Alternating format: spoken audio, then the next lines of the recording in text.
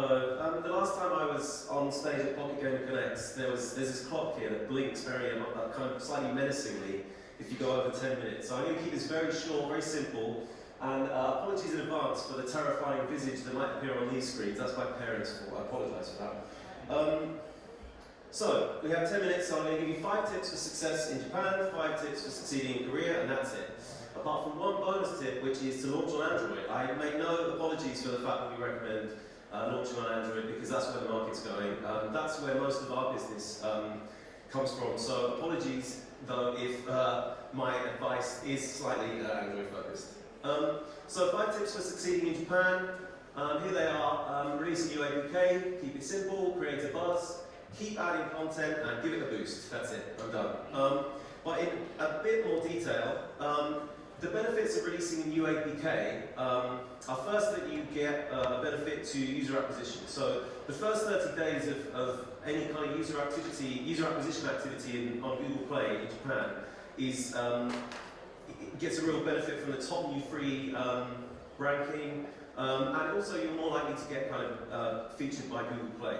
The other thing is it allows you to tailor the in-game economy to the Japanese market. I mean, obviously, users monetize differently in different territories.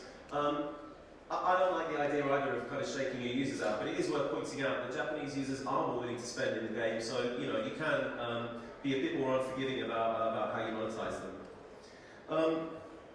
The next topic, keep it simple. So I know everybody on the stage today is going to tell you, like, you know, you have to get the localization right, you have to get the culturalization right. I don't think you have to worry. Localization is like the uncanny valley. Like the closer you get to perfection, the more any imperfections stand out. So don't worry about the fact that you've got a foreign game in Japan. Like Kings succeeded with foreign games, Supercell have succeeded with foreign games. Japanese users like foreign games too. Worry instead about making a great game. Make sure your core game loop is great. Make sure it monetizes, retains users, and monetizes well. You can see here some of the kind of foreign games that have succeeded in Japan, just by way of illustration. The other thing is to create a buzz. Like in Japan, it's really important to start with a pre-registration campaign to build a kind of buzz around your game even before you release it. Advertise on telly if you've got the money. If you don't, then kind of get creative. Here's some apps that we've worked with. They've got very creative. Oyaji Observing Kit was one of our, this is a kind of really quirky game. The guy who made this game really kind of courted the Japanese press and got a lot of attention. So you don't have to have big budgets to get people to notice your game. And as other people have said today, like keep adding content. Like these, peak gamers in Japan want to play more games. Put events in the game, keep people logging in with bonuses. Put sales on around kind of special events, so on and so on. I give it a boost. So it's still in Japan, like in terms of user acquisition. Stuff like 9-cent channels, you're not going to get enough volume if you really want to make a big hit in Japan. So still the only way to reach a large volume of high quality users is to do boost campaigns, which are a little bit out of fashion in the West.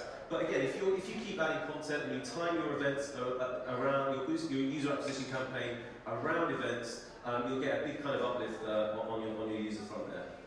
So that's Japan. Now on to Korea.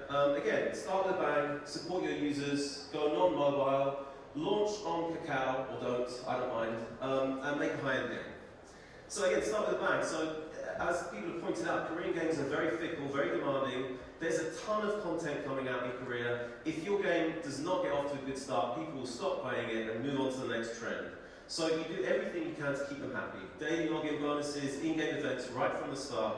And be prepared for them to leave. Like unfortunately, people will leave your game, so be prepared to kind of get new ones from somewhere. And part of that is to support your users. Like the users are very demanding. If there's any kind of lag in your game, any technical imperfections, like the Korean users will seek them out and then dump your game.